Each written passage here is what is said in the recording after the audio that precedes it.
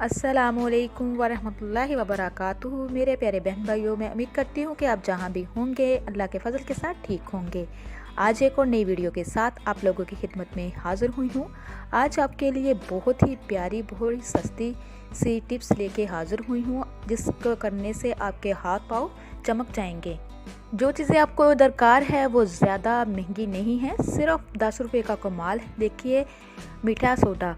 जिन बहनों के हाथ पाँव बहुत ज़्यादा डल हो चुके हैं, बहुत ज़्यादा ब्लैक हो चुके हैं, हाथों पे बहुत ज़्यादा खुश्की है, हाथों में कशिश नहीं है, तो वो मेरी बहनें लाजमी इसका इस्तेमाल करें। सिर्फ 5 मिनट में इसका रिज़ल्ट आ जाएगा। मीठे सोडे के बहुत ज़्यादा फ़ायदे हैं। सफ़ेद दांत करने के लिए इसका इस्तेमाल किया जाता है, जिस्म की बदबू ख़त्म करने के लिए इसका इस्तेमाल किया जाता है, मुंह की बदबू ख़त्म करने के लिए इसका इस्तेमाल किया जाता है, जरासीम का ख़ात्मा करता है, खारिज का इलाज इससे किया जाता है, मैदे के अल्सर के लिए इस्तेमाल किया जाता है, सीने की जलन के लिए भी इसका इस्तेमाल किया जाता है। इसके बहुत ज़्यादा फ़ायदे हैं। स्किन के लिए तो बहुत ही ज़्यादा बेस्ट है। तो आपने करना क्या है, सबसे पहले अपने हाथों पाँव को अच्छे से आपने वॉश कर लेना है।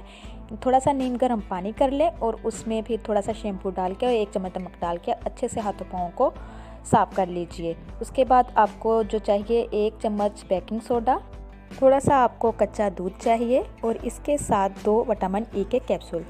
इन तीनों चीज़ों को अच्छे से मिक्स कर लीजिए और अपने हाथों पाँव पे लगाएं। तकरीबन 10 से 15 मिनट इसको लगा रहने दें। जब 10 से 15 मिनट हो जाए तो फिर 10 से 15 मिनट ही आपने हाथों और पाँव को मसाज करना है। उसके बाद आप इसको वॉश कर लीजिए, तो देखना कैसा अच्छा रिज़ल्ट मिलेगा। आपके हाथ पाँव चमकने शुरू हो जाएंगे, हाथ पाँव डल नहीं होंगे दोबारा। इस टिप्स का कोई साइड इफ़ेक्ट नहीं है, आप इसको महीने में 2 मरतबा भी कर सकते हैं। इसके इस्तेमाल से आपके हाथों की खुश्की भी ख़त्म हो जाएगी और हाथों की झुर्रियाँ भी ख़त्म हो जाएंगे, हाथ नरम मुलायम और चमकदार हो जाएंगे। तो ये थी आज की वीडियो जो मैंने आप तक शेयर की है। नेक्स्ट वीडियो में आपके लिए प्यारी प्यारी टिप्स के साथ दोबारा हाज़िर होंगे। अब तक के लिए इतना ही। अल्लाह हाफिज़।